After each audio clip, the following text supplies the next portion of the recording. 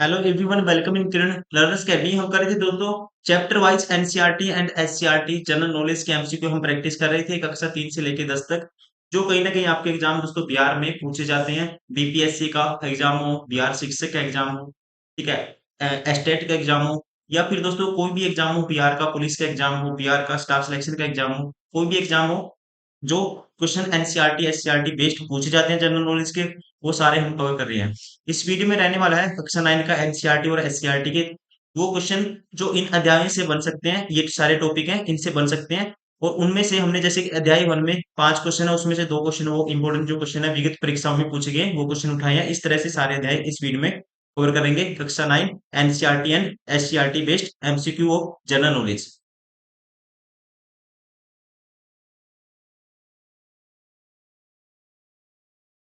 अध्याय 1, स्थिति एवं विस्तार। क्वेश्चन नंबर 3, भारत की सतलीय सीमा रेखा तटीय सीमा रेखा से लगभग कितनी बड़ी है?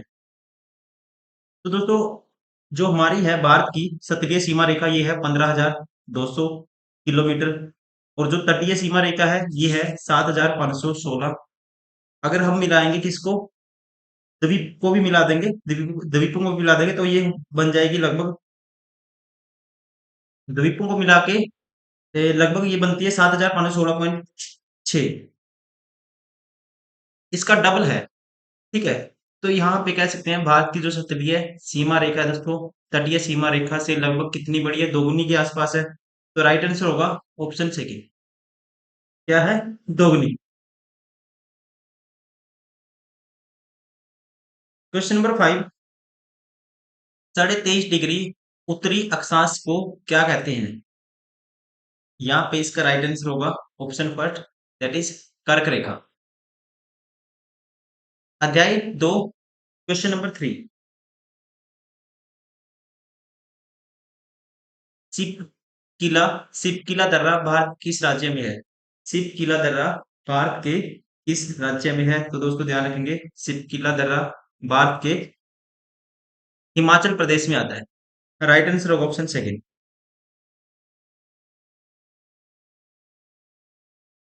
क्वेश्चन नंबर 5, माउंट एवरेस्ट की ऊंचाई वर्तमान में कितनी है दोस्तों? वर्तमान में माउंट एवरेस्ट की ऊंचाई ये है, कह सकते हैं 1 मीटर बढ़ चुकी है। राइट आंसर होगा option second, 8,849 metre. Option second is correct.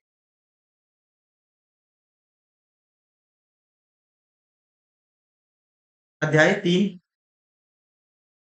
Question number 3, Gandhi सेतु का निर्माण कब हुआ? गांधी सेतु का निर्माण कब हुआ? तो ध्यान रखेंगे आप, महात्मा गांधी सेतु दोस्तों पटना से वैशाली जिला के हाजीपुर को जोड़ने के लिए गंगा नदी पर उत्तर दक्षिण की दिशा में बना एक पुल है। और यह भारत का तीसरा सबसे लंबा एक ही नदी पर बना सड़क पुल है। और जिसकी लंबाई है 5,700 मीटर, 5,000, लगभग 5,750 एग्जैक्टली। इसकी जो लंबाई है लगभग 5,750 मीटर के आसपास। और ये बना था, ध्यान रखना आपको, ऑप्शन सेकंड, 1982 में। ठीक है। भारत की प्रधानमंत्री इंदिरा गांधी ने इसका उद्घाटन किया था 1982 में, 1982 में। Option second is correct. Question number 5, निम्नलिखित में से भारत में किस नदी का अपवाह तंत्र सबसे बड़ा है? तो भारत में दोस्तों गंगा नदी का अपवाह बेसिन सबसे बड़ा है। ध्यान रखना आपको, राइट आंसर होगा ऑप्शन सेकंड, गंगा नदी। अध्याय 4, क्वेश्चन नंबर 3, विश्व में सबसे अधिक वर्षा किस राज्य में होती है? दोस्तों तो हम कह सकते हैं विश्व में सबसे अधिक वर्षा किस राज्य में होती है? तो यहाँ पे जो इसका जो राइट आंसर होगा ये होगा ऑप्शन फर्स्ट, मेघालय। ठीक है ना। मेघालय में दोस्तों मोनिसराम जो जगह है, यहाँ पे पूरे विश्व में सबसे ज्यादा वर्षा होती है। ठीक है। मोनिसराम में भारत के साथ दुनिया में सबसे अधिक वर्षा होती है।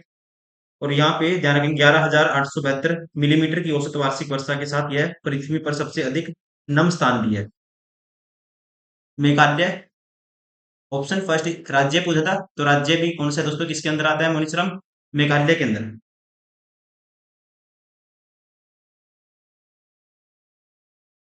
क्वेश्चन नंबर 5, सुंदरवन डेल्टा कहाँ स्थित है दोस्तों, सुंदरवन डेल्टा कहाँ स्थित है। यहाँ पे ये क्वेश्चन कहीं ना कहीं कॉम्पिटिटिव एग्जाम में, एसएससी में, रेलवे में, हर जगह कहीं ना कहीं क्वेश्चन पूछा जाता है। सुंदर डेल्टा कौन कौन सी नदी बनाती है, कहाँ पे है, तो यह आता है पश्चिम बंगाल में। राइट आंसर होगा ऑप्शन 4, पश्चिम बंगाल। ठीक है। और सुंदरवन दोस्तों कौन कौन सी नदी बनाती है, गंगा, ब्रह्मपुत्र, मेघना, ठीक है, ये सभी नदी बनाती है डेल्टा।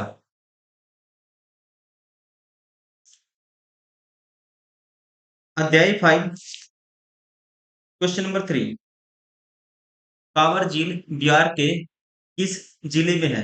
ये क्वेश्चन दोस्तों रिपीट हुआ है।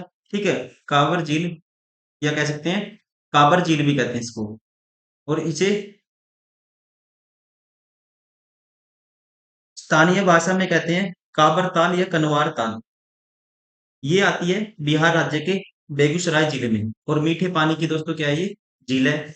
राइट आंसर होगा option second, Begusarai, Bihar. Question number 5, Bharat में सर्वाधिक क्षेत्र पर किस प्रकार के वनों का विस्तार है। भारत में सर्वाधिक क्षेत्रों पर दोस्तों विस्तार है उष्णकटिबंधीय पर्णपाती वन का। राइट आंसर होगा ऑप्शन थर्ड। अध्याय 6,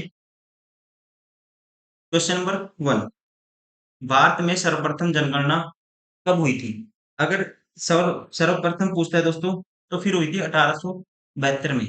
अगर पूछता है कि नियमित सिस्टमैटिक वे में कब हुई, फिर आएगा 1881। ये आपको ध्यान रखना है। क्वेश्चन नंबर 3, जनसंख्या के अध्ययन को क्या कहते हैं। ठीक है, जनसंख्या के अध्ययन को क्या कहते हैं, तो इसे कहते हैं that is called option first demography. ठीक है, क्या कहते हैं दोस्तों, डेमोग्राफी।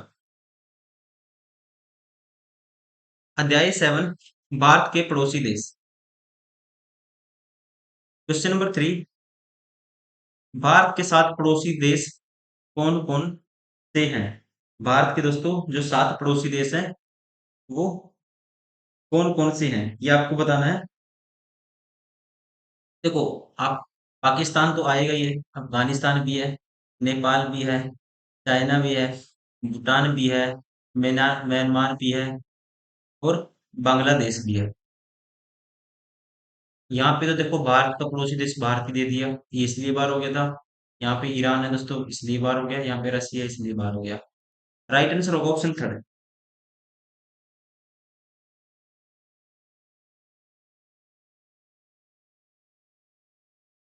क्वेश्चन नंबर 5, अफगानिस्तान के साथ सीमा साझा करने वाला एकमात्र राज्य या केंद्र शासित प्रदेश कौन सा है।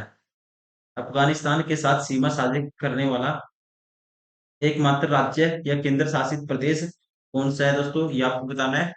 तो यहाँ पे ध्यान रखेंगे, भारत का जो लद्दाख है, इसकी अफगानिस्तान के साथ सीमा लगती है 106 किलोमीटर की सीमा ये साझा करता है। राइट आंसर होगा option first, Ladakh. Question number 1, अध्याय 8, अध्याय 8, क्वेश्चन नंबर 1, मापक के प्रकार हैं।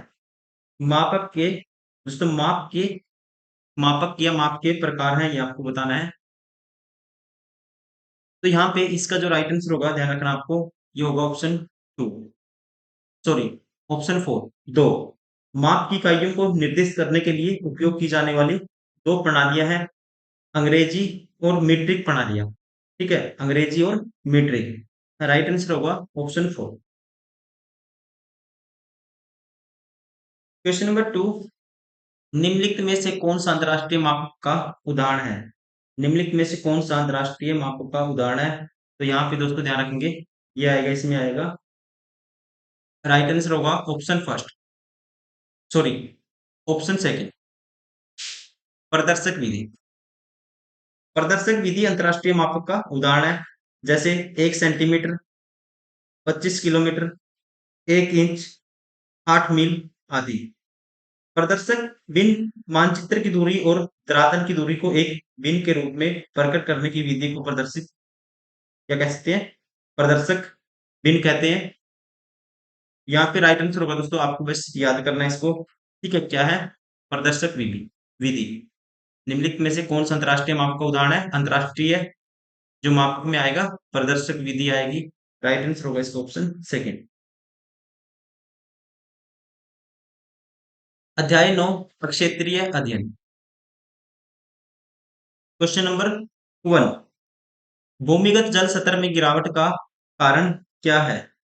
दोस्तों कहता है जो भूमिगत जल है सतर में गिरावट का जो कारण क्या है, जो गिरावट आई है उसका कारण क्या है, ये आपको बताना है। तो इसमें कौन कौन से फैक्टर हो सकते हैं?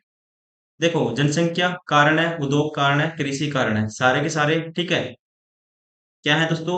भूजल में जो गिरावट है उसका कारण है अपने आप में। राइट आंसर होगा ऑप्शन 4।